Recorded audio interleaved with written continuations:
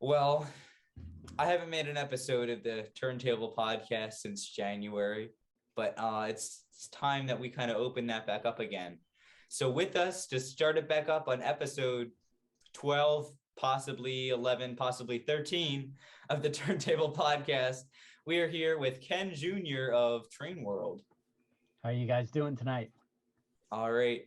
And hopefully, if you're watching this, you've seen the live stuff I've done. And on each one of those is Clint below me. Oh, is Could that say is hi. that is that how it is? I'm below. What's up, everybody? Well, see, you know, I could move it, but if I move it here, then it's really going to be a pain editing it later. So, yeah. Right. No, I got you. That's Uh-huh. a fair way to justify it. Okay. As I say this, my overlaid nice camera angle is going to be bouncing around the screen as I try to come up shifting boxes, because this is going to show up on the recording how I'm shifting. I see. Okay. You can't see it, but for my No, screen, I know. it's I going to get be what a you're nightmare saying. to edit. You're using some software. All right, bro. Uh-huh. You're All right. doing your thing.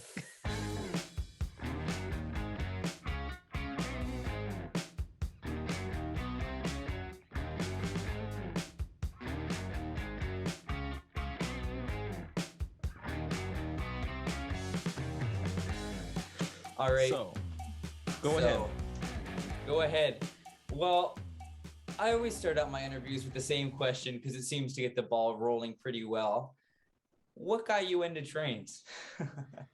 It's been in my blood, I guess. We're now a third generation business. So basically, my growing up experiences was everything train involved, and more of the business side of it, as well as trains at the house running around Christmas time and stuff like that. But basically, any train show, York. I was at every single York, starting probably around second grade. My grandfather and father would take me on these trips, and it was like being at school but business school. Yeah. And so it was really cool and a great way to bond with my father and grandfather at the train shows, and that was really kind of for me getting into the business, where it would start off with twice a year go to the train shows, and then as I got older I would help out in the hobby shop and part-time summertime, and it just kind of escalated from there. I did go to college and actually got into finance. Worked at UBS Wealth Management, and this was actually during the time the economy was crashing, and it was kind of like the worst time to be in finance. But it was tough. You saw a lot of people with savings, and they lost it all. So, but I really wasn't fond of that industry, and I came back to TrainWorld, and this was kind of the era where online started becoming popular, and we weren't really that big online back then, but we just started doing different things and growing on it, and really that's how I got into working at the company. But my father always kind of pushed me out of trains, just wanted me to kind of do my own thing, and so but yeah, so that's how I got started. But trains always during Christmas time, we had a train around the tree. I actually used to have the Bachman Toy Story sets, and we would have an attic, and we put I'd had a Bachman set in the attic, and I would set it up when I was a kid, and I don't know, those were my early memories with trains and playing around with it. But yeah, so it I don't know. I just feel like trains is great for the family, and great for kind of a hobby in general. Yeah. So, Ken, that's something you touched on, something that was very interesting. This is what I wanted to ask you, actually, relating to because I know that, like you said, this is a third generation family business for you folks. So I was going to ask you, was there an expectation for you to take over the business from your family growing up? But it sounds like your dad was pushing you towards other ventures outside of the family business. Yeah, great question, Clint. Yeah, so my father, obviously being a hobby shop owner and in this industry, it's hard work, and it's not easy to make it. and being a hobby shop, my father, I saw very little of him during the winter times and even, the summer times, because when you own a shop, you got to be there 7 days a week and you put your blood, sweat, tears into it. So it's definitely a hard business to be in. And I would say that about any business that you own yourself. It's a lot of hard work. So he always wanted me to try my own thing and do it on my own. And but people in the shop when I would work here and the employees, and all the employees are train fanatics. So they're like, how could you not want to come into this? You could have the pick of any LGV or MTH or Athearn train that you want. So I'm sure if you're a train fan, it's like, how could you not come into this and keep this tradition alive? So but it was unique. I think my father was right for actually pushing me to try things on myself, because that experience actually helped me kind of pitch it and bring TrainWorld to the next level. So I do appreciate that. I went back and I watched. I remember that there was a mini documentary you guys had made about the history of TrainWorld, your grandfather's involvement in starting it. And correct me if I'm wrong, because this is the next thing I want to ask. It was originally your grandfather and your grandmother who had started the company, right? Yeah, my grandmother doesn't get that much credit, and I forget that sometimes, because actually she passed away before I was born. But she started with my grandfather. My grandfather was a hairdresser, and he actually bought a train set for my father and his brothers and sisters, and he found out that the Lionel train set was worth more money than what he bought it for. So he said, "All right, don't play with that. I'm going to take it back." And he sold it and made a couple of bucks. And from there, him and my grandmother just kind of ran the business and tried to do it on the side. And it was a lot of years of hard work to get where we are. So was your let me ask one thing to follow up, and then Drew, I'm going to pass it back to you. But was your grandmother also somewhat into trains as well? Is that the correct understanding of that? I'm not sure. She definitely likes certain trains over others. But I think it just kind of propelled more into a business than a hobby. I see. It started off as a hobby, but for my grandmother and grandfather, it was more collecting the antique trains than actually for actually running them on a layout. It was kind of more of like the tin plate trains and collecting the old standard gauge trains. And it was the thrill of the hunt to kind of find these rare collections. And a lot of them we still have today. Just I was going to ask that. Yeah, of old Lionel trains. And some of them are just, it's crazy the prices on some of these old trains, but they just loved going to train shows together. And some of them they sold and flipped, but the rare ones they actually kept and just collected them. Yeah. That's amazing. Wow. That's so awesome. So I've always wondered, so you have your two large retail locations now. Was the original place that your grandfather and grandmother started, do you still have that real estate, or did it kind of move on from there? Yeah, so we actually sold that, I would say maybe 5 years ago or 8 years ago.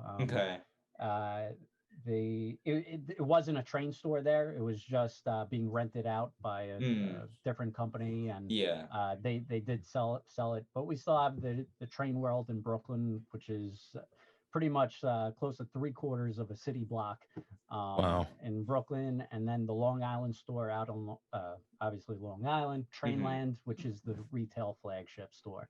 So how did you? Was it before you that the business expanded out of the location it was in to those big, like how did the business expand to those two locations? And the 3/4 of a city block is quite substantial in a large city. Yeah, so it obviously started at one parcel in Brooklyn, And every year, we got too many trains. We need to find more room. So it kept on expanding as we needed more room. Mm-hmm. And it actually, for the Trainland store out in Long Island, that's when my father, my grandfather actually bought a piece of property to sell old antique cars. He actually liked cars, and he wanted to start selling cars. Yeah. And the town actually didn't allow used cars being sold. So my grandfather was like, let's just turn it into another train store. And so my father came out into Long Island and took that over and made it, probably the premier retail train store. Wow. So it was pretty cool. So I want to go back a little bit to when you were younger. So your grandfather starts the business. Then I believe your father is helping him out and kind of being groomed to take it over. When you came along, do you have siblings? Is that correct? One sister. One sister. Okay. So are you the oldest? No, youngest. Oh. You're the youngest. Okay. You're the younger of the two. Okay. Interesting. Okay. So when you came around, what was it like seeing your grandfather and your dad kind of working together as when you were a little kid? Were you really into trains when you were younger and for the running aspect? Because I know your family, it sounds like you folks are more into the business side of things, but I know you love trains as a hobby as well. But what was that like, between the relationship with you, your family, and just kind of growing up around all these trains as a young kid? Yeah, well, working at a train store and being the owners, or my grandfather and father, it was really just about business and how to, survive and keep the business going. Right. So it was less about the hobby, just because we really didn't have much time. My father worked very hard. My uncle, my aunt, they really bust their butts off to make it kind of what it is today. And I credit them and my grandfather as well. It was just nonstop. So there was really not much downtime for, hobbies. Obviously when I was young in elementary school, I could play with a Bachmann starter set or LGB starter set or Lionel starter set, around the tree or in the attic, but it wasn't, a die-hard hobby. But I had the same experience as my cousin Anthony, who's actually working in the Brooklyn store and running things over there. And we're just very fortunate that we had the experience of our fathers and grandfather to really just see what it is to work hard and make something out of nothing. My grandfather literally was just cutting people's hair and didn't own anything. It was just hard work for a living, and started on the side and kind of created a big business out of it. So it doesn't come overnight. And if anyone will tell you, the train industry is probably one of the hardest industries there is out there. So well, I've heard a lot of people say, specifically a few people, but I don't want to really use names. People say to make $1 million in this industry, you need to spend $2 million. And is that something you would necessarily, but I know there's people that disagree with that as well that I've talked to. So I wonder, what's your stance on that? Do you agree with it? Do you not agree with it? Are you somewhere in the middle? Yeah, I mean, if you're coming into this hobby and, starting out from new, it helps to, if you have that money, you could spend it and then you could really, make it work. But my grandfather didn't have that kind of money. And, neither did my father when it was kind of passing over to him. And it was just, for us, it was selling one by one by one. And it took 3 generations to get where we are. So, it's definitely a grind and a tough industry. And, we're also not a manufacturer. So we don't, it's a little bit different. So we don't make the profits that the manufacturers do. So it's a lot smaller profits. And a lot harder. And, living in New York, it's definitely huge expenses. And, so in the industry, when we tell people what our taxes are, and this is not just expenses, it's just taxes. Yeah. They can't believe what we pay in taxes for the Brooklyn store and Long Island store. It's just crazy amount. So the profits are just very small for the amount of work that we do. But we love it. It's a passion, and it was a passion for my grandfather. It was a passion for my father, and it's a passion for myself and my cousin Anthony. We just eat, sleep, drink it. So that's wild. So I'm trying to think.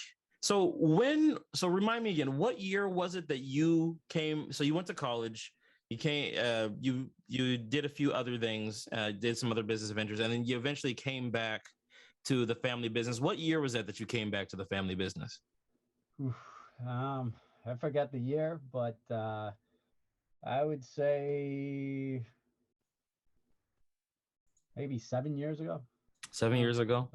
So let me ask you this, because a lot of people that we talk to on the podcast, the live ones, and then off stream, of course, the recorded ones like this, a lot of them are manufacturers. A lot of the people that we talk to are manufacturers. But you're a retailer, arguably the biggest retailer of model trains in the world. How do I say this?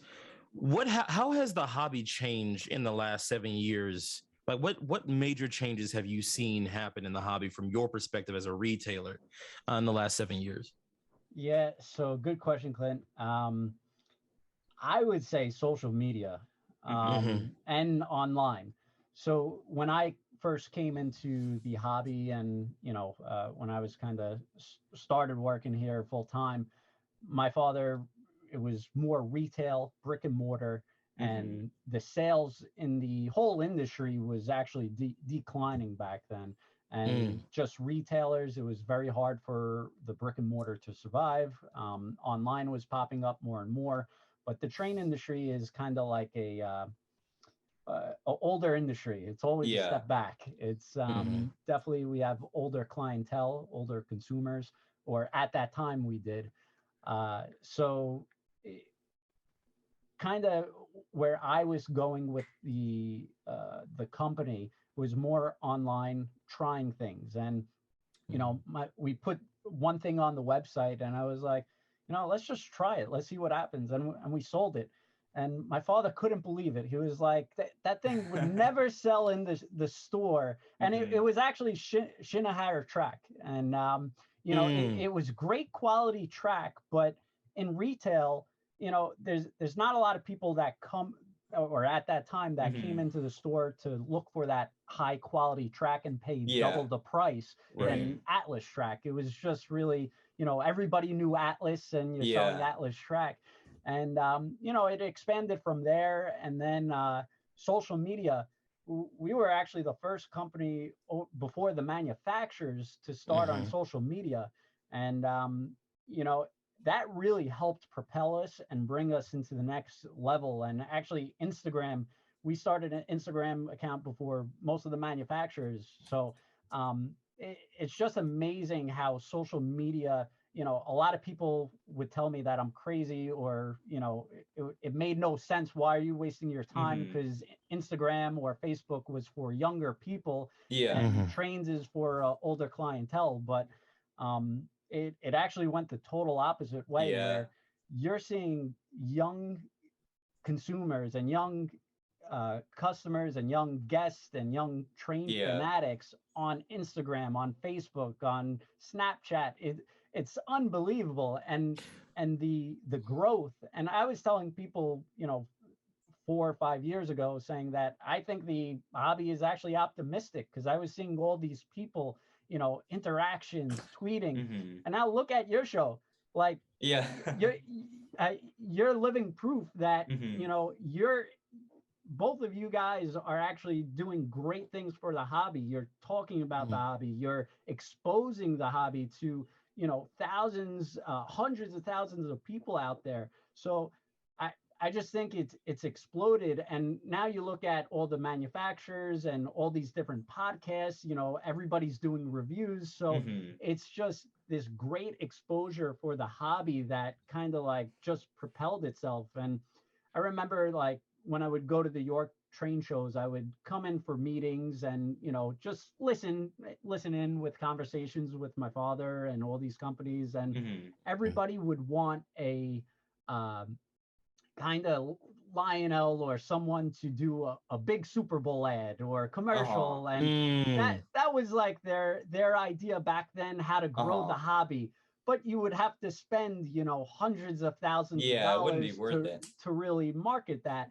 But now you have, YouTube live streams and, you guys are doing this and you guys are doing it for fun and for a hobby. You guys enjoy it. You like being on air and the excitement, and you guys are getting manufacturers on. So you guys are doing an awesome job. Thank you, sir. You're growing the hobby. So, every time like people ask me, I say I tip my cap off and thank all the YouTubers and people on social media, because this industry couldn't be where it is today without you guys, for sure. And you're talking about age demographics and social media especially. So it's always been the older market that your model trains are primarily bought by. Would you say that social media is kind of switching that around? Because I've used the Bachmann Mogul as an example of this, and they're everywhere. They are everywhere, and it's not so much the older people, it's the younger generation that's bought them, and they're growing up. They're going to buy, Clint's talked about it before, kind of the cycle people go through with, I'm sure you can correct me on it, but the Bachmans, and then you go to like the lower quality BLI, and then the Rapido, the high quality BLI, you kind of work your way up the chain. The tiers. Yeah. So would you say that it's possible that some kind of shift is ongoing, occurring, where it's slowly shifting, where the younger generation is rising up, and maybe one day it'll be equal, if not exceeding, what we're used to it being, with the older generation kind of making up the money? Yeah, I think, listen, we had a lot of people in this industry, and even though a lot of manufacturers or businesses say that, oh well, they're all old and we're all going to be out of business in X amount of years, I actually look at it as all these people had trains and they had families. And Drew, I'm not sure if you want to talk on your experience, or Clint, it may be a first train set that you had with your father or grandfather, or maybe you just saw a real live train on down your block or in your town. And I see a lot of rail fans coming into the hobby because they see these trains, and it really is spectacular. If you go to a train yard, or in New York you see a subway train, it's really fascinating. So I think the excitement is there if you actually see the train live, or even if you get a train set, and being in retail, we get to see the excitement during Christmas time all the time. People always come in. We got 2 layouts going, and they're like, wow, look at all the trains. And, you got Lionel trains going in figure 8s and, all these different layouts. So the excitement is there. And I think it was like, how do we get them to now get more involved into trains? And I think social media, your podcast, the YouTube shows, the Facebooks, the Instagrams, kind of just made it more accessible. And I think it's just a great thing what's happened. So I do think younger generation is coming into the hobby for sure. Let me throw something in here to run by both you gentlemen real quick, because as you were talking, there was something I was thinking about. So like, if you understand like the history of model railroading, or the history of let's focus more specifically on Lionel, right? Yeah, it's weird. Model trains as a whole has always been like a mixture between a grown man's hobby and a young kid's hobby, right? When Joshua Lionel Cowan invented his first train, which was the motorized gondola, it was a grown man that came and bought it from the store, in the store window, right, that he saw it in. But as Joshua Lionel Cowan, when his marketing strategies became more aggressive, he started targeting it towards kids. Now, the reason why I bring this up is I was listening to you talking. You're talking about how you and you really, and I'm going to comment on this later too, but you folks, you really did bring the hobby. You really spearheaded the hobby in terms of innovation and bringing model railroading into the public eye in the digital age, right? So hold on, this has been upgraded by this. Sorry, I got something that popped up on my screen. Anyway, what I find interesting is that, like you say, Ken, like a lot of people say, oh, the hobby's going to die. It's all old people. Yeah. All that stuff, yada, yada. But the thing that people have to think about is this, and this is what I've just realized. I don't know why I didn't realize this until hearing you speak. But the thing is, if you want kids to be in the hobby, you have to market it to where the kids are at in the modern day and age. And think about it like this, right? Joshua Lionel Cowan, they had catalogs that kids would they'd put a dime in an envelope, mail it off to Lionel, and then they get the catalog sent back. Right? The kids had all sorts of, that was the thing back then, right? Yeah. That's how you marketed to kids. Well, now how do you do it?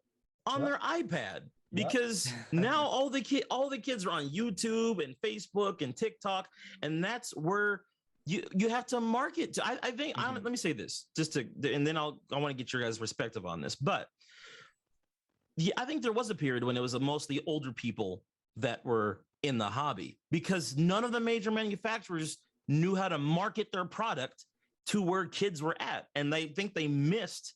Like that's a huge missed opportunity. But you, like I said, you folks are spearheading that in the sense that you're taking social media, all forms of social media, and you're marketing it to people on those platforms. What do you guys think about that concept and like kind of maybe a resurgence of younger people being into the hobby? Yeah, without a doubt. I mean, Facebook. So 5 years ago, I would see companies and I would compare ourselves versus the manufacturers, and we had more followers than pretty much all the manufacturers out there. And and to me, it was amazing because, for us, we're just a retail operation and, a retailer. So it just made no sense how we were doing more on the marketing end and, I don't know, trying to reach out to the younger generation than some of the other manufacturers. But I think now it's definitely caught on. And I think you definitely see a lot of these manufacturers jumping on the bandwagon, and they want to, expose the product and, put more money on marketing for digital advertising or Facebook or Instagram. We have like 18 to 20,000 followers, which is crazy. And Instagram, that's just young people. That Instagram is not, you don't have 60-year-old, 70-year-old followers. It's, truly, 15 to 30-year-olds, people looking on Instagram. And I think Instagram is going to be bigger than Facebook, but it's just, you always got to keep on following the trends that the young people are going into. And, now Reels is becoming a big thing, or YouTube Shorts, or Snapchat. So you got to keep on trying things. And we've tried things that haven't worked. We've tried Snapchat, and we haven't really found our foothold in it. And I think we were a little too early in Snapchat. This was maybe 3 years ago, but you definitely, in order to be to stay relevant, you're going to have to try different things that other people aren't doing. Right. And I think for us, we kind of did that well. And, thank God we tried different things. And I think between Facebook, the live streams, the YouTube videos was huge. Yes. For the hobby to really see the product without going into the store. Yeah. Trains is one of those things. It's a visual aspect. If you sure, you could look at a picture and say, yeah, this is awesome, I want to buy it. But once you hear the sounds and get the smoke going, people are just gravitated to trains. It's just no matter who you are, they're gonna like it. So if you could show a video of that product, you're going to sell more trains. And I was actually a big pusher to all the manufacturers to do videos. And a reason why we started our YouTube video channel is because none of the manufacturers wanted to provide us videos of their product. And that was the thing I wanted to bring up next, is that this was the genius behind what you folks did, because I'm going to tell you this right now. When I was a kid, like I'm talking about 3-4 years old, my grandfather used to buy me classic toy trains, and I used to see your folks' advertisements in classic toy trains. But then I was 18 years old when you came out with the YouTube channel, right? Okay. And so now I'm like, oh, TrainWorld, I've heard of them. But see, then I had a face to the name. Right. Because of you. And then I found out, oh my God, this is a family-run business. I learned about you and your family. So now it makes it personal, right? Yep. But here's the real genius in what you did. See, you didn't just bring a face to your company and your business. You brought a face to the different manufacturers. I had no idea what Mike Wolf looked like. I had no idea who these people were from Lionel. I had no idea who was at Bachman or LGB. You brought all these different manufacturers onto your channel. I remember growing up watching. So I would say this, there's 3 major YouTube channels that were really pivotal in propelling the hobby forward into the 21st century. I would say Eric Siegel, James Wright, and then the TrainWorld YouTube channel. But see, here's the crazy part. When you guys started, and I'm speaking from a consumer, right? Right. When I started seeing your videos, and I remember just being drawn to, like, anytime you posted a video of, oh, MTH, all new announcements. I'm like, oh, click. I had to hurry up and watch, like, oh, TrainWorld's got another banger. Well, I'm about 12, so I don't know how much younger I am than Clint, but it's a significant amount. And I remember I learned about TrainWorld through James Wright. So for me growing up, I didn't know so much about TrainWorld at all until I saw James Wright. And he would always say, oh, go to trainworld.com, And at first I was always like, oh, it's just a promotion. And then I would, the one day you just venture over, it's like, oh, maybe I should check it out. And then you see it, right? So I think he was such a valuable asset too, because your YouTube channel, of course, was big, but I think he's what drew a lot of the young generation into it. Because for me, I'd see a James Wright review and I'm like, oh, I'm going to go buy it. Because I don't think what a lot of people realize is, like, the older generation, and by older, I mean, like, 15-ish and up, we all see, like, we plan ahead. We're like, okay, Broadway Limited is releasing this month and I want to get it then, right? But up until then, you just see something online from 4 years ago and you're like, I want that now, and I still do that quite often. But I feel like even those reviews from him, that draws so much of the young generation in.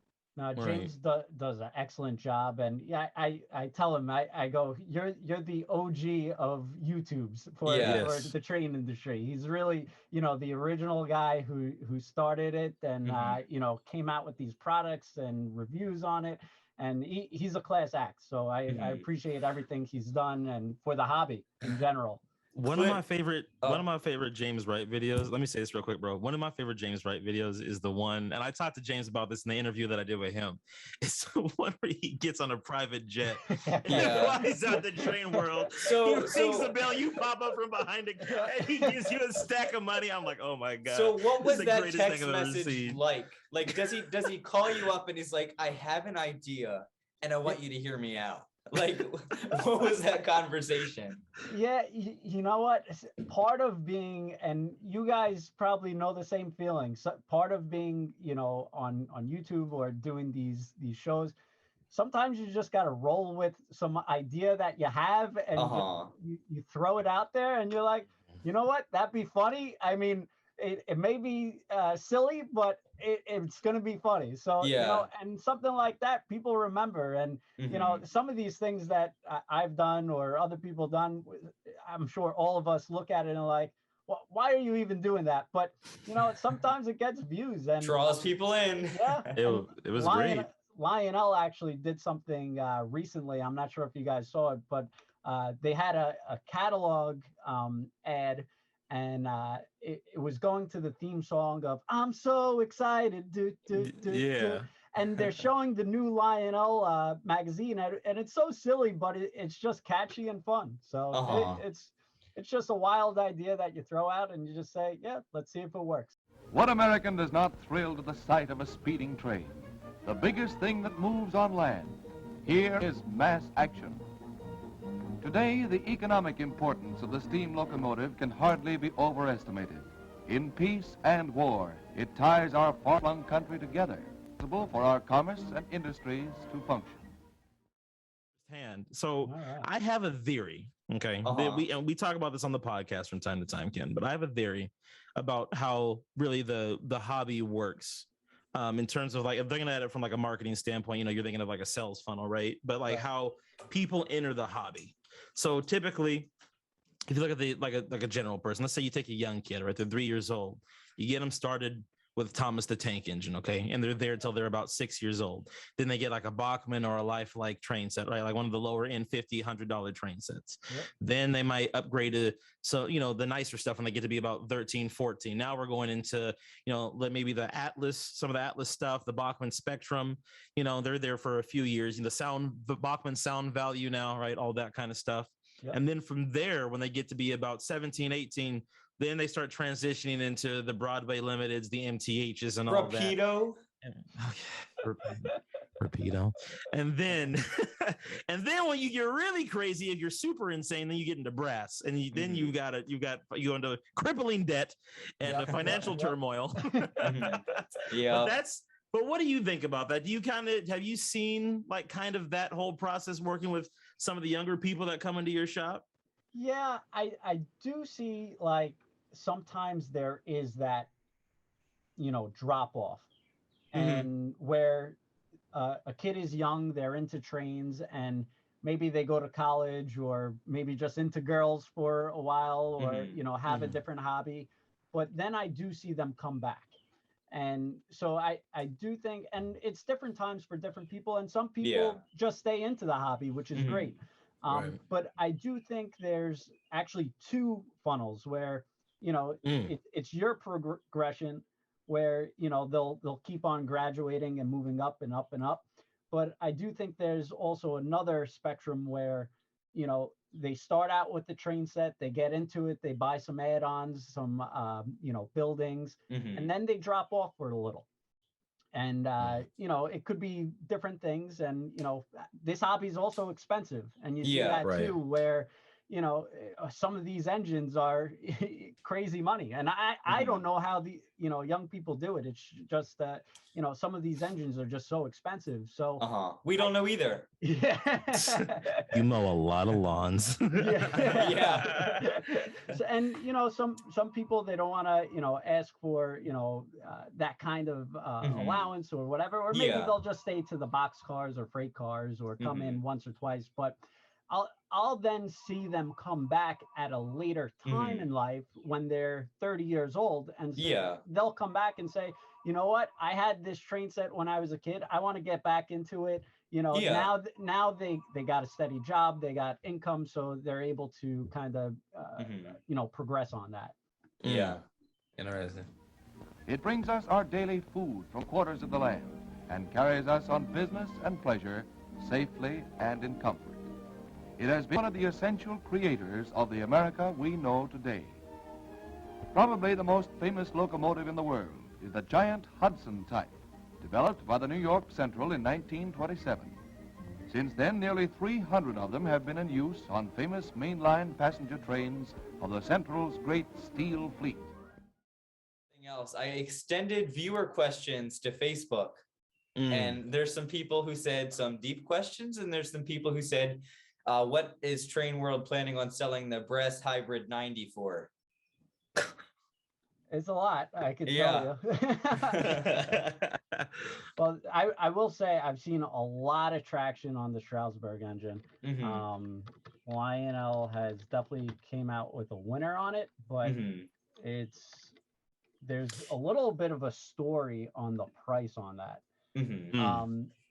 Lionel, I actually believe they sent out the wrong pricing to the dealers. Oh, really? On a lot of those engines.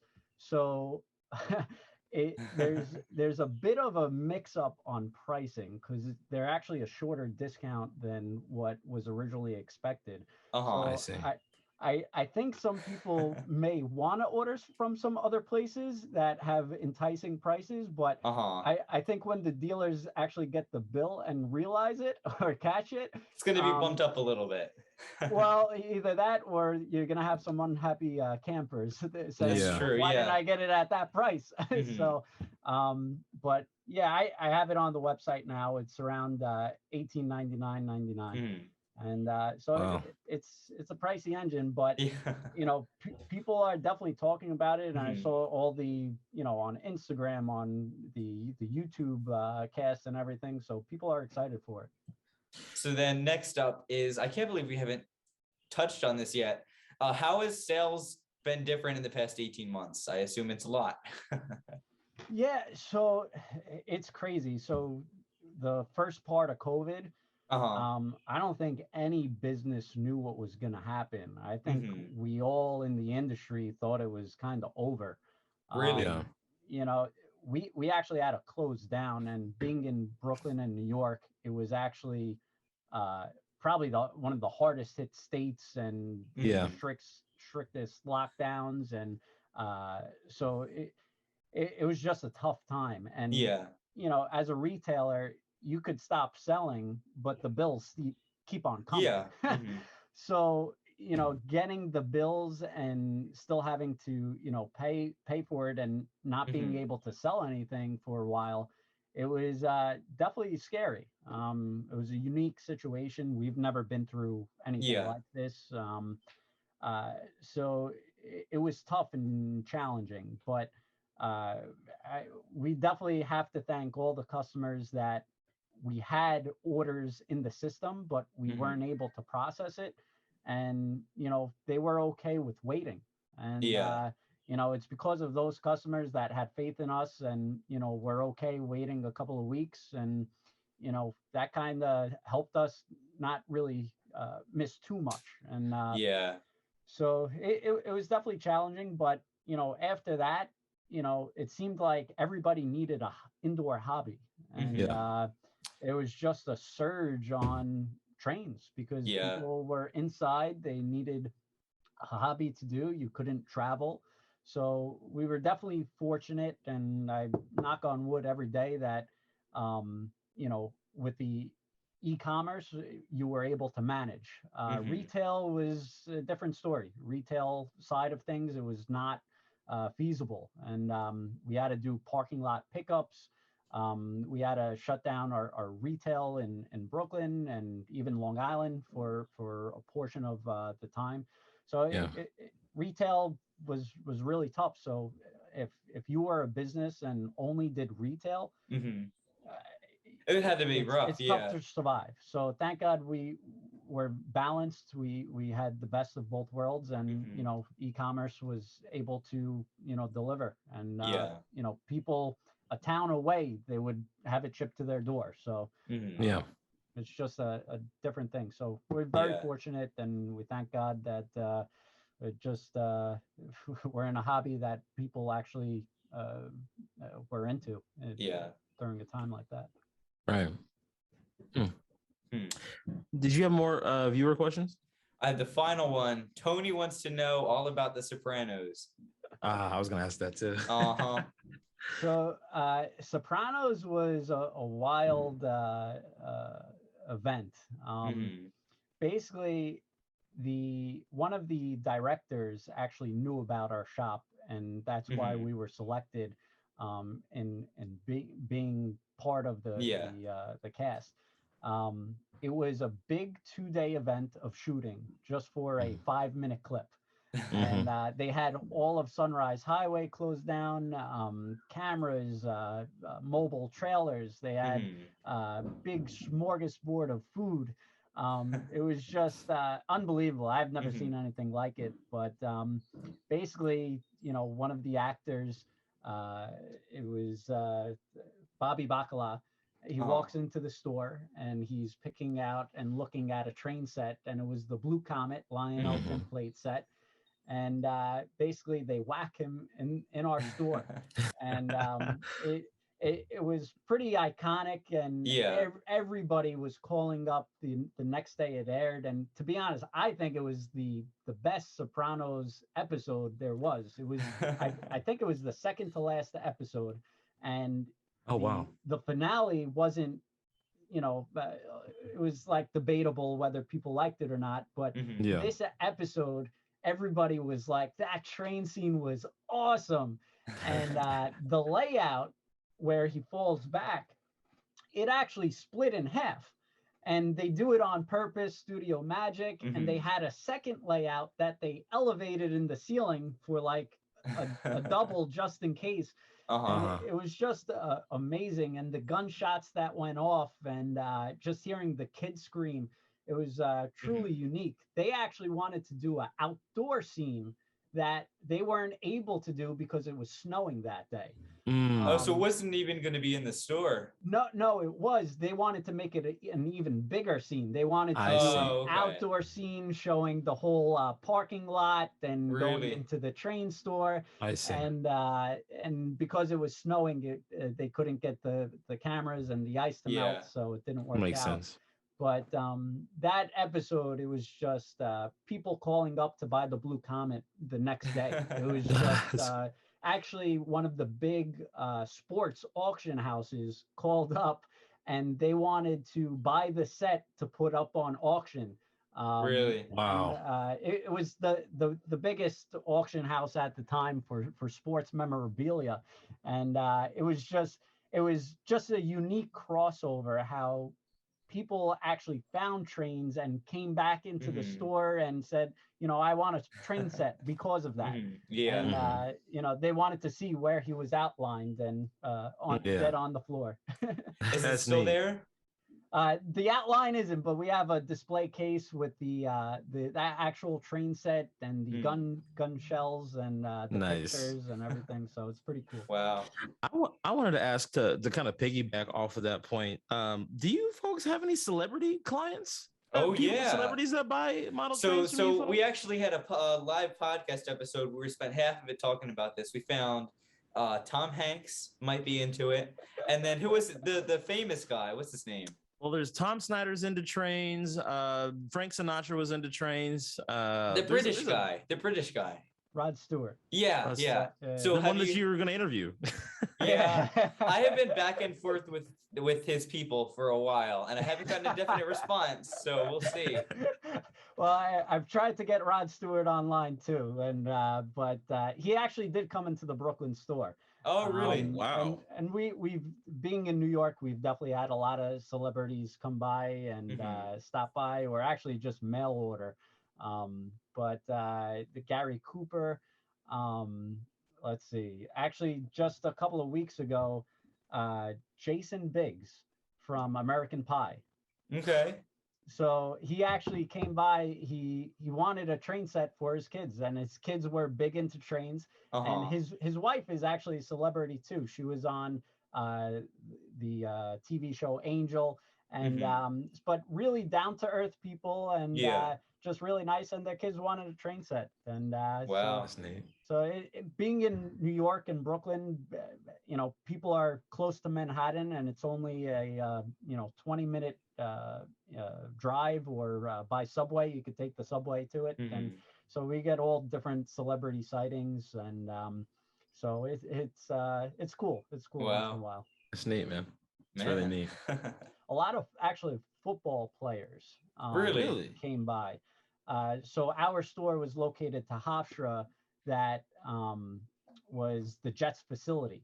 And the physical trainer at that time, Pepper, was big into trains, and he had a relationship with my father, and he actually would bring in all the football players and have them come into the store and get into trains. And so it was a pretty cool thing. So we would get a lot of football players in the store. And so that was unique and different. But, wow. Yeah.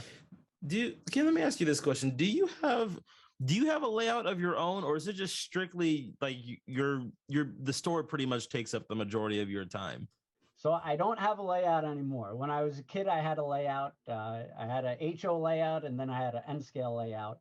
Now I don't even have the time, or I don't even have the space that would allow it in my home. But we have trains on display, and we kind of put it as collectibles in our homes, and just Lionels or sentimental, or just nostalgic, maybe HO trains. Some of the HO trains that we had were the like the old, and I know it's not huge collectible, but either like a Batman or a Superman HO train, or some of the jet trains that we have, or maybe a Coors Light train, some novelty stuff. But we have a big collection all on display. And nice. So what's your scale of choice? I kind of had them all. I've had G scale sets, HO sets, N scale sets. So I was spoiled as a kid because I could have any train set that I wanted. Right. I don't know. I would say right now, HO scale is kind of the coolest scale to be in, because that's the answer we want. Yeah, yeah, obviously for you guys. But so oh, sorry. I'm sorry. Yeah, no, there's just so much product, and there's so many new engines, new trains coming out, different paint schemes. So it's like the world's your oyster, Yeah. So currently, go ahead. So currently, like, what are you into right now? Steam, diesel, what kind of, like, small steam, big steam? That was actually gonna be Clint's my next on question. Air, so I gotta say steam. Yeah, I was about to say. I don't want to offend anyone. Yeah, I had my finger on the answer correctly. There's only one right answer. Yeah. So steam confirmed. All right, great answer. Okay, right. so now that we have the steam part, we asked this question to many people: 611 or 844? Well, 611 they have in Stroudsburg right now, which is pretty cool. I mean, you need to choose one. Oh my God, you're gonna make this man choose a favorite between 611 and 844. We do it to everybody. I see why this. I don't see why this is an exception. I like to go by the sales. Oh, okay. I see. I respect that answer. So what sells more? What sells more? You know what? It's funny because anything that's like comes on the rails, but I will say 611, we're pretty much sold out on most of the 611s. Really? 840, yeah, because MTH did it, but that was a while ago, and the HO doesn't have it. Bachmann made one, and they don't have it anymore, or we have very little. So it's tough to. I'm surprised more manufacturers haven't pounced on the 611. Making the trip to Stroudsburg. But scale trains, come on. Yeah, you never know. Everyone's still getting over the hype of 4014 running around, so the 611's taken. But anyway. Well, it's. Do you ever feel like the fads? You're like, if I see another big boy enter this store, I'm just gonna set a fire. It's amazing because every time I see a manufacturer release a big boy or 4014, and I'm like, they just came out with it. Why are they redoing it? But it's truly amazing. It sells out every time. Really? It's always the big boy by far is the best steam engine selling wise. Yes.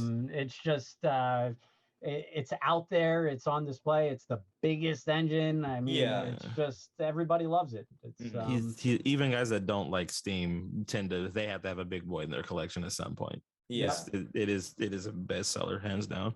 But I will say for sales, what trends is whatever's on the rails, and I think there will be a big spike in the 611. But when the George Bush funeral train was going around the rails, they were all over the place. Every day, we would get 30 phone calls. Do you guys carry this train? Do you carry this train? I just saw it on News Channel. And so it brings people into the hobby if they get to see it. So. Man. Pretty cool. The steam locomotive is one of the most compact power plants in the world. Within comparatively close limits are 300 tons of machinery, every pound designed for the most grueling work. Each engine costs nearly $200,000. Perhaps you wonder why a locomotive is such a complicated and expensive piece of machinery. Well, let's take a look at some of the answers. What do you think is one of the most impressive, innovative features that you've seen in the hobby, just in general? Doesn't have to be a specific scale, but what's like one of the most impressive features that you've seen come about in the hobby within like the last decade of model railroading? I would think the Line Chief Plus, the Line Chief Remote was groundbreaking for our industry. And I think it's important because it got a lot of kids and youth back into the hobby. It made trains cool, exciting. The entertainment value was off the charts. I mean, from going from a remote, staying still to actually holding a remote, I'm sorry, a transformer to a remote is totally groundbreaking. And for having the price point, Lionel, the starter sets, I mean, we've sold tons of them and everybody goes crazy over it. It's just, you get to hit the horn, the bell, the whistle, the go forward, reverse. And we literally have kids in our store screaming and so excited, and they're able to take the remotes and they run around the layout and try to race their brothers, and they have train races in our store. So I don't know. I think that was groundbreaking for a general consumer. For the hobbyist, I mean, definitely getting sound into N scale is, I think, groundbreaking. Agreed. Just growing into DCC, I mean, the Power Cab is probably one of the best-selling DCC units of all time, and it just made it, a little more user-friendly for people to kind of get into DCC. There's a lot. Broadway with the Rolling Thunder. I don't know if a lot. I know it's not a huge thing, but I think it's awesome with having the subwoofer with the sounds. I know a lot of hobbyists aren't really into it. I find that just unbelievable when I hear the subwoofer and the actual train chopping. It's just for me, I like things loud. So that's neat. Another thing I wanted to run past you, and this is, I'll credit Clint. This is a Clint term, but I want to run past the steam train drought, whatever you call it, steam locomotive drought. Oh, yeah. You talking about what, from like 10, 15 years ago? Are you talking about? So for the past, even now, I'd say we're in a patchy spot where new toolings for steam engines has kind of slowed down. It's really picked back up with all the stuff Broadway's been doing. But I feel like before that, for a couple of years, and Clint you were always talking about like in the early 2010s, like we just didn't really have anything new. So what do you think about that? And like, because I think it's picking up now, obviously, especially with what Broadway's been doing. Yeah, Broadway, they have a great factory where they're able to include some brass components and make these highly detailed engines at somewhat a reasonable price, comparatively affordable, to the brass engines that we actually used to sell when they first came out, the brass engines, and nobody wanted it because it was over $1,000, and this was 10 years ago. So they really brought the prices down. So Broadway's doing a good job. But I think if an engine would to be made in HO, I think the AC9. I think that would be a cool HO engine and an N scale. So the AC9, that's the reverse cab forward, right? The one that's yes. But Lionel did it in O scale, and I think for HO, that would be really exciting. And I agree. It sold very well. But there's still a lot of steam engines that haven't been done in HO. But I think now that Lionel has done the Strasbourg 90? Is that what it is? Yep. I think now that Lionel's done it, I think we're going to see one in HO in the next 2 to 3 years. I think somebody's going to do it, because normally, I don't know what it is, but for some reason when Lionel does something, the HO market's like, "Ooh, all right." Lionel like starts trends. Yeah. Like even the smoking whistle thing, like when Lionel came out with that, it took us a few years in HO but we got We're it. a little slow, but we got it down. We did get it. We did get it. But it's amazing. I wish Lionel got more into HO, and hopefully we'll see that. But the Lionel is always a trendsetter, and even on social media, if we go back to the conversation, they're always putting everything first and trying to be the trendsetters. So they do a great job, and Mike Phillips over there is doing the marketing. He does an excellent job, and Ryan Kunkel for the product management. He actually loves Stroudsburg, and he's from Pennsylvania, so that's probably why he did it. But he definitely knows trains, and he's a great asset to Lionel. So they got some real key team players over there. We both inhaled at the same time, and then we started. Let me best friends. Yeah. Let me get this one out. I gotta ask him this. This is important. It's very important. As someone who has sold so many Lionel trains, who has a relationship with Lionel, if you had to guess, when Lionel does their first premiere, like scale detailed original mold of a locomotive, an HO scale. Here he goes, man. What engine do you think it'll be? In your opinion, what engine do you think that they would probably come out with first? As new tooling, like not bought by someone? Yes, new tooling, because they said that they're going to do that at some point. Yeah. So I want to pick your brain as your professional opinion, since this is what you do for a living. What do you think? Do you think that they would try to come out with first? I don't think it would be something brand new to the market that hasn't been done before, unfortunately. Really? I think it would probably be a diesel for a SD70 or ES44. You just sorry, all right, guys, have a good night. This is fun. Okay.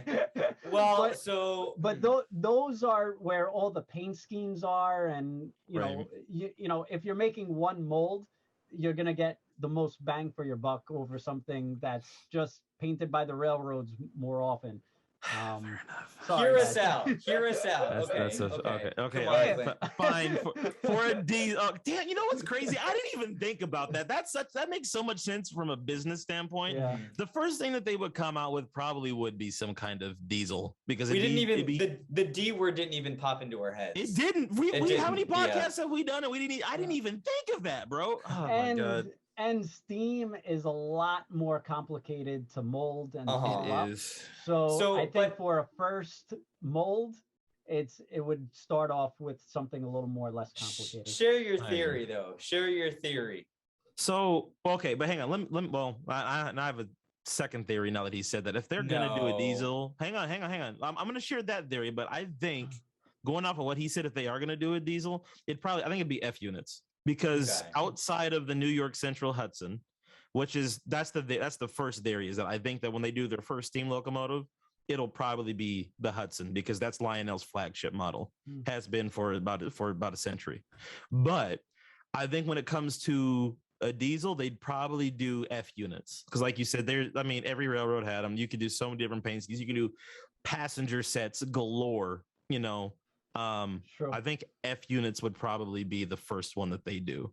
If not, I think the other, like you said, maybe SD45 or something like that, probably be. But the theory that Drew's talking about is, I think, because in terms of a steam locomotive, I think that Lionel's first steam locomotive will probably be cool.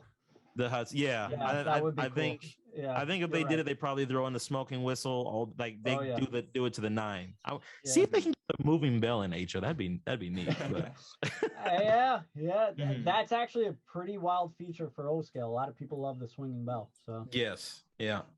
Well, I wanted to ask you tonight, what's the retailer manufacturer relationship? Like, are there kind of meetings between major retailers and manufacturers? Like, what would you like to see when they release a product? Is it kind of like they hand over like a packet with the product numbers, the minimum advertised price, and the recommended price, or is it a little bit more that goes on?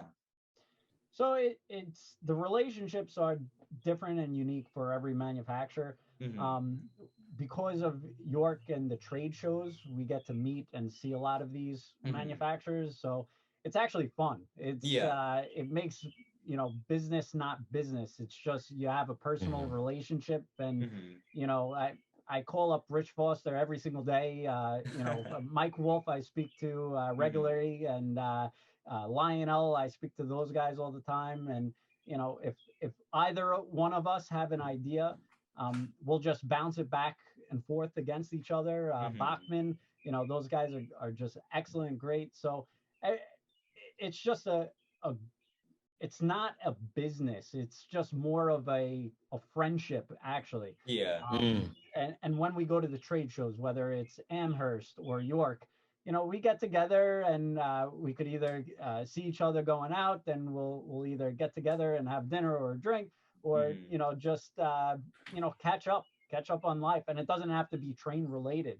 Yeah. So it's nice to have those friendships, because if it was just like strictly business and more corporate, I don't think a lot of people in the train industry would like it, because I don't know, it's just something about this hobby. It's just the camaraderie, and even between dealers at York, we're actually pretty close friends with Charles Rowe, the Gruzbowskis, and these were our competitors growing up, but because we were at the trade shows with them, I learned a lot from Charles Rowe Sr., from Gruzbowski Sr.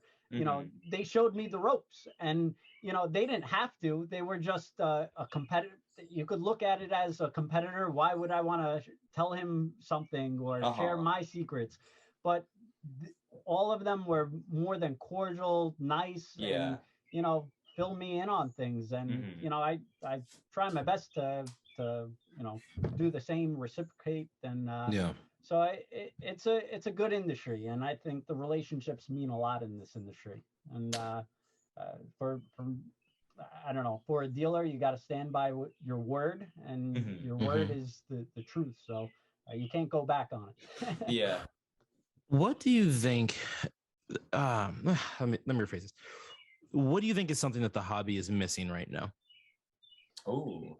In terms of a product or scale, or like just in general, what if you had to pick something that you think the hobby needed right now or could improve on, what do you think that would be?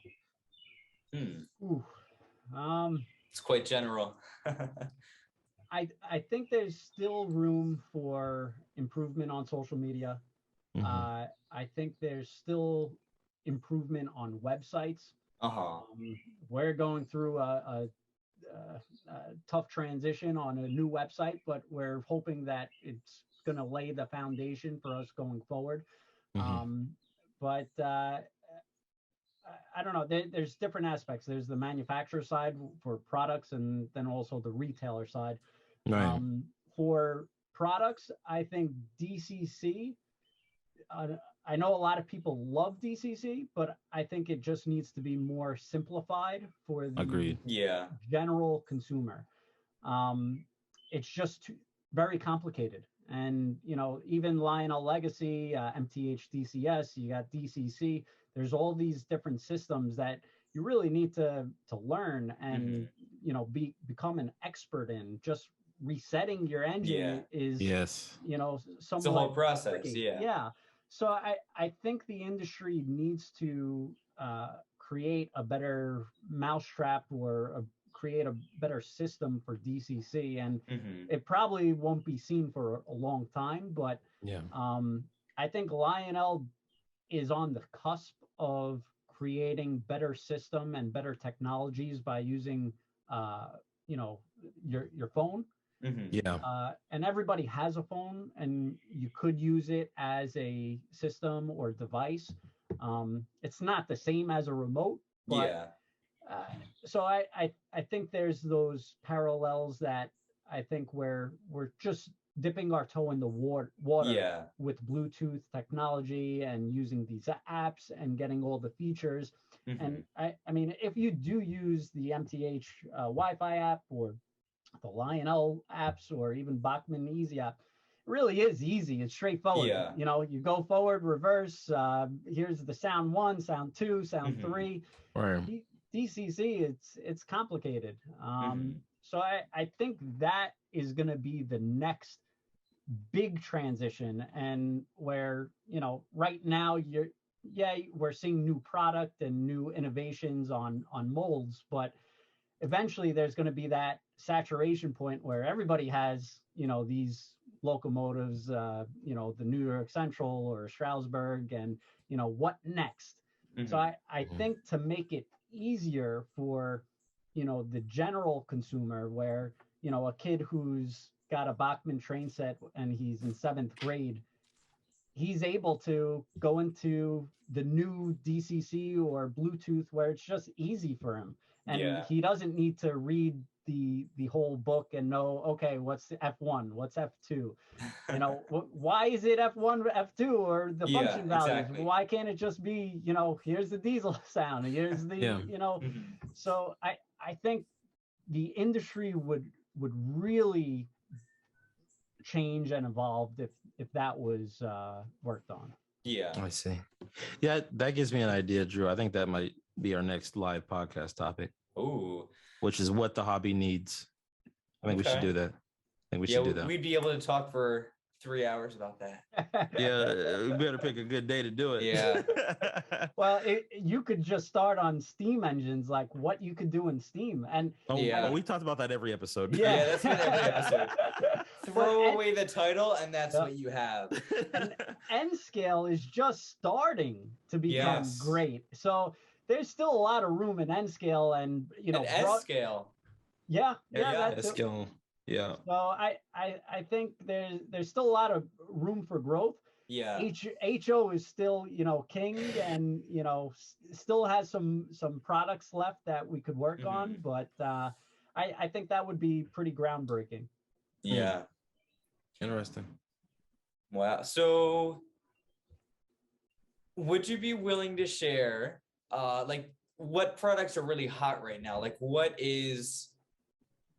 you walk in the morning, see inventory, you're like, oh my God, like what is super flying off the shelves right now? Pre-orders, the Bachmann Amtrak engines, the ALCs, really? The Chargers, everybody wants them because it's a new, different paint scheme. Rapido did the black Amtrak paint scheme as well, and that was a tremendous seller. So for pre-orders, those were like the hottest things. Let's see. For O scale, the Strasbourg is going to be a winner. Yeah. Although it is pricey, it's still well received, liked. N scale, let's see. Bachmann again came out with the just announced the Charger for N scale, which is going to be a big new mold, never been done before. For regular in stock items, to be honest, retailers can't keep it in stock. It's just it just comes in and goes. All the manufacturers, I used to be able to buy bigger quantities. Now everything is pre-sold out. And it's crazy because we're talking about road names that nobody really liked. Let's say like SEL or Family Lines. This was like a road name that wasn't really popular, but now it just sells out before the retailers get it in hand. So, and with pre-orders, dealers have their pre-orders sometimes 3-6 years in advance. And you guys know, when you guys wait for product, it's like, just come out already. Why can't they make it and come out with it?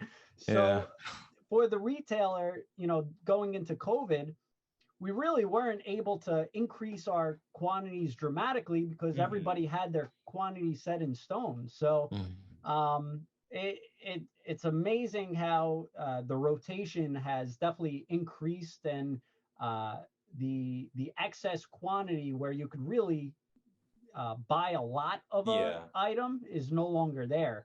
It's really just in and out, and I can't even reorder it from the manufacturers because they don't have any more. So it's tough for the hobbyists because you guys, some of you guys probably want to see it or hear it or see the reviews. Is it something I should spend my money on? And, sometimes I'm sure you had the scenario where it's sold out by the time it comes out. So it's been tricky. So that's why a lot of these new items, I would say, just pre-order it if you know it, and worst case scenario, you could always cancel it. It's right. So it's it's been tricky. But actually, Bachmann, they came out with another batch of chargers, and this was supposed to be for the entire batch for the rest of the year, and they're totally sold out now. So really? So I from Bachmann and from the distributors, I try to buy whatever I can, and just to have stock and inventory, because really? it's just, you can't get it from the manufacturers anymore. It's everything's just selling out very quickly. Why do you think the manufacturers went to more of a pre-order business model as compared to what it was like a decade ago, where it was just kind of just selling as much stock as they could to the different distributors? Like, what changed in the last decade?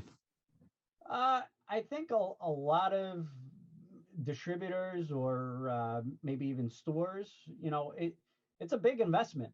Trains in order, and you got to see these packets that each manufacturer sends to us. It's just, if you order just one of each from the packet, you're talking about, and all the manufacturers, hundreds of thousands of dollars. It's a big investment to commit, let's say 6s or 12s, or if you're, a distributor's 24s, 48s. So it's really hard to commit on product without knowing you're going to sell it, because you could be out of business if you don't sell it. Exactly. Right. Yeah. And you got to pay for it in 30 days. So if you're not selling the product quickly, or moving it, or able to, just move it quickly, you're talking about paying, for product upfront, and then hoping to sell it for a profit, I see. Down the road. So I think a lot of people have come off of the inventory based models, which I don't think we've really backed off on, which has actually been our benefit during COVID, because we've had more stock than anyone, and we've just been selling it because we've had it in stock, and not been able to buy it from manufacturers because they're sold out, or they're having imports problem from China. I mean, it's tough to get product in right now. So fortunate, we've had, a full warehouse, and we've just been selling the stuff that we've had, for years. Yeah. So it's interesting how it's involved, Clint. You're right. Indeed.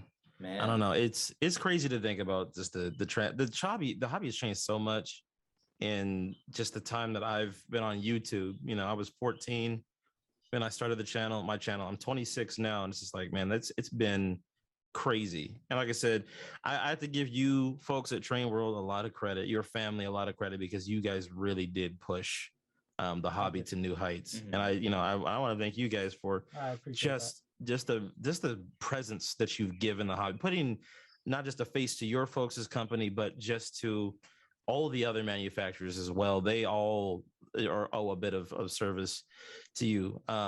If I could say one thing, I want to, and I know that we probably got to wrap it up here soon. I want to be respectful of your time, but one thing I want to say in closing is I asked you something that I thought, I asked you what you thought the hobby was missing, but there's one thing I want to bring in there as well. And I hope manufacturers will see this. One of the things that made Lionel successful in the early 1900s was they taught people how to play with their trains. You folks, one thing that you've always done is you taught the manufacturers how to really market their product better. Yeah.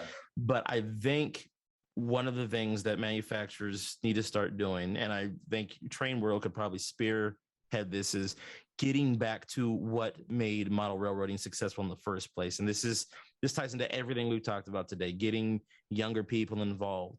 Model railroading it's such a unique hobby because as much as it was for kids in its early conception, it's been for adults the same way for the exact same amount of time. It didn't start off as, it's not like Transformers, right, where it started off as like a kid's toy, and then 30 years later it's all adult collectors now, right?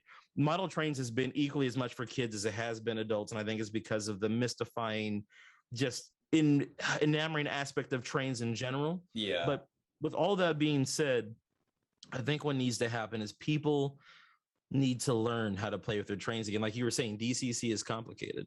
And like it's not when you're just running the train around in a circle and you're pressing a couple of buttons, but it gets complicated if something goes wrong or something needs to get reprogrammed, or how do I change the whistle? Like, oh, it has multiple whistles, like that kind of stuff. I saw when I was a member of my old train club, that was always complicated for a lot of the older members, was learning how to program their trains. I learned from a gentleman who was a DCC guru at our club. Right. And then of course the videos that I saw from you folks and I'm going to say this too, that helped a lot when you had Mike Wolf come in, or Bachman or Soundtracks, and they're explaining the CVs and how to program it. I took that knowledge and brought it back to my club, and then I started programming everyone's stuff. Like, hey bro, you know that's got like 15 whistles in it, right? You want to go through all of them? Let's do it. So people need to learn how to play with their trains again, and I think that comes from manufacturers coming out with consistent content. I think that comes from having like you guys are the TrainWorld is like the face of train stores, and the hobby has always kind of been centered around like community, and that community starting from a dad going to the store, picking up a starter set for their kids, bringing it back home, and then that's what just blows up into eventually a massive railroad empire, right? That is the core nature of the hobby. But we have to get back to that. And I think that that's been somewhat lost over the years. And I think you, like I said, you folks, because you're on social media, we're starting to get back to that. But I think that needs to be the main driving force that a lot of the manufacturers push forward. And I think TrainWorld, that's the thing that you folks could probably spearhead next and just catapult you even further than you already are. But that's just my 2 cents on it. But anyway. Clint, you should be a business advisor. I actually wrote down your idea, and I will spearhead it. And I already have an idea that I'll let you in on. I'll email you after the show, and cool. we'll definitely get some stuff going. And quite honestly, you're absolutely right. You're 100%. I think the more information and the easier trains is to get into, the better off we all are, because the more train hobbyists there are out there, the more new molds or new steam engines that the manufacturers will want to make. Exactly. For sure. So I'll definitely take you up on that, and I appreciate that. It's definitely a good idea. And actually, Walthers has been doing a really great thing. They've been doing like these building contests to try to get people into the hobby. So I think we all definitely got to pitch in and do a little something, but I think we could work something in for sure. Cool. Joseph, do you want to throw something in there? Well, your answers always are deeper than mine, but at least for what I wanted to say in closing was, you guys are at the top right now. You've changed the way that people buy these things. You've changed the way that people think of the market. You've changed, I'd argue, you've changed the age spectrum of the people who buy this product. And I want to ask, where do you see this business, 10, 20 years from now? Because you're at the top right now, and it's been 3 generations in the making, social media, websites, and how do you think it's going to grow and develop? It's crazy because every year there's definitely a new challenge. And 2 years ago, I think every retailer or store was thinking that Amazon was going to put them out of business. Yeah. And that's not the case now. Right. I think people like to go to a specialist. And I think as we evolve as just online stores, I think we just need to, and including ourselves, offer more services. Yeah. And just having a picture and saying in stock just doesn't do it anymore. Exactly. And Clint brought up a good point. They want to know who they're buying from. A lot of these companies, it's funny, and it's not just train industry, but a lot of different industries as well. They're, they don't have any inventory. You can't get a hold of them over the phone. Yeah. So it's tricky. And so for us, it's like, how do we really separate ourselves from the stores that list product and say, oh, we have it in stock, but their in stock means, well, we'll get it from this guy, and then UPS will ship it to us. Then I'll send it out, 10 days, 2 weeks later, instead of having it tomorrow on your doorstep. So I think the services like those, the videos instructing customers how to, operate DCS, like Clint said, is definitely good. Part of our new website launch, a lot more is going to gear to that information, and we have now pages set up for those tutorials. Yeah. So I think it's going to be different, and I think also, instead of pictures being sold on websites, it's just going to be videos. Yes. That's huge. So I think every manufacturer is going to have a picture and a video of the product that they're coming out with. So I think there's a lot of good stuff, and I think there's a lot of cool stuff that we could grow upon. And so you just got to keep on chugging. But there's definitely always different challenges, and so we'll see. We'll take it one step at a time. Cool. Well, as we're coming to a close, I know there's one thing we talked about ahead of time, something you wanted to drop here. Okay. Yeah. We actually, I figured we'll spice it up for you and your viewers. Spice it up. I need to figure out how to let you screen share. Oh, here. There we go. Figured it out. Nice. I'm about 99% confident my camera stopped recording. So we're going to be doing a lot more custom exclusive product. And Clint, I know it's not Steam, but it's not. It's really come on, man. Get really it together. Where's my custom Broadway limited TrainWorld big boy? Yeah, I'm not sure if you could see that. If you put TrainWorld on the side, I would buy it. I mean, can you guys see these? Yeah. Yep. Oh. Okay. So look at that. N scale, we're coming out with UP with the flag, boxcar, and caboose. These are micro train TrainWorld exclusives. Then we're going to do UP Spirit with the flag, boxcars, caboose. Then we got we announced the cabooses with Tony Cook a while ago, Model Railroad News, but now we're going to be making the boxcars to match an HO scale.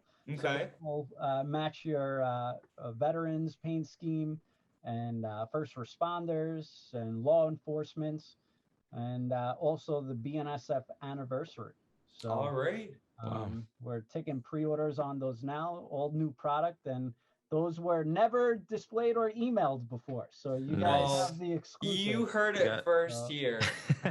I know it's not exciting like a new steam engine or diesel engine, but you need some rolling stock to run it. Yeah, I mean, you do. That's a fair point. You can't just run steam engines in a circle. You need something behind them. You do. Those boxcars would look nice behind a few different engines I have. Yes. I know. Do you own a single piece of rolling stock? No. No, I'm just joking. Of course I do. I just don't buy rolling stock. I only buy engines. I think the nicest stuff I have has got to be Blue Box. Like, I really just don't buy rolling stock. So maybe this is going to be the first. Okay. All right. You never know. Clint's a big picture, big engine kind of guy. It's engine or nothing. Look, I go buy my freight cars for $5, and then that's all I can afford, an $800 engine. Okay, that's you gotta budget the freight cars to get the expensive engines. And I will say this before I know you guys want to wrap it up, but I just want to thank both of you guys because Drew, I've watched your videos and YouTube channels before, and Clint, you're like a true on-casting broadcaster, kind of like from ESPN. You're just really good at portraying, and I've seen your past interviews, and you have great questions. So both of you guys just do a great job, and for the hobby, and truly all the manufacturers and retailers, our credit belongs to you guys, because we can't do it without you guys. You really do a great job promoting the hobby, talking about the hobby, bringing guest manufacturers on, hobbyists on, and talking about new products. I mean, this is where all the retailers sell because of you guys, and you guys probably don't get enough credit. And I say this to James Wright as well, and all the YouTubers, podcasts, and everybody out there. It's really important that you guys keep on doing this, because a lot of people that don't have an online presence or don't have that big traffic may just get an extra sale because of you guys, and you may be saving a local hobby shop in your area because of that. So it's a good thing what you guys do, for sure. Yeah, I brought up to Jason from Rapido a little while ago. I said, I think I should start earning a commission on all the RDCs I'm selling. He wasn't too into that idea, so I mean, I don't know. Well, I will say this: get it from the manufacturers, not from us, because our profits are very small. That's what I told my dad that I was going to interview you, and he says the first question that you should ask is for some of your money back, and I was like, oh no. Wow. Wow, it's really the hot seat. So I think that's the next episode for you guys, the manifest hot seat. And put us on the spot. we should do that. We're gonna get some kind of CEO guest on here, and we're just gonna press these, exactly. Just ask the toughest questions, like, okay, they will never want to come back. When you set the price to $800 for it? No, I'm just joking. I was nervous. I had to do some homework before I came on. I was like, you know what? They may throw me a curveball on here. So no, that's what I should have put it in the email. I could just imagine what clips you're watching. Like, do I really want to do this tomorrow? Wait, whoa. So I really wasn't clear in the email. So you thought that you were showing up to the Manifest podcast, right? Yeah. Oh, no. Lord. You really thought we were going to be like, okay. So if you had to choose one Broadway limited product to say you liked the least and the most, which two would you choose? Which manufacturer do you think is trash? Yeah. But I mean, if you did prepare an answer, we would love to hear it. No. I won't say that. All the manufacturers, they're all your favorite equally. They all do great business, and we all like them all. Yeah. So I'll defer on that one for sure. For sure.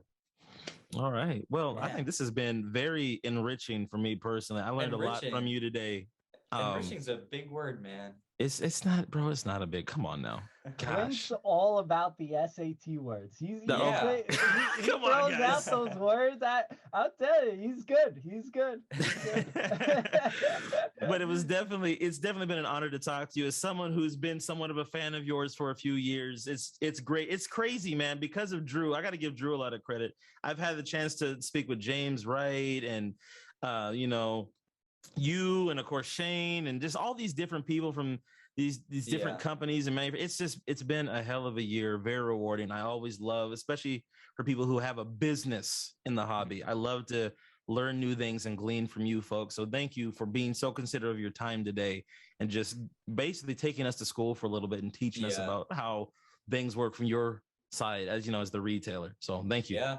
No, I appreciate both of you guys for having me. I enjoyed every second of it. And what both of you guys do for the hobby is tremendous. So kudos to you two. And thank you for everybody watching out there. And we really appreciate it. And let's keep this hobby going strong for sure. All right. Well, thank you very much for your time, Ken. We will be back next week on the Turntable Podcast with an interview with Nick Santo of Nick's Trains Decoder Buddy.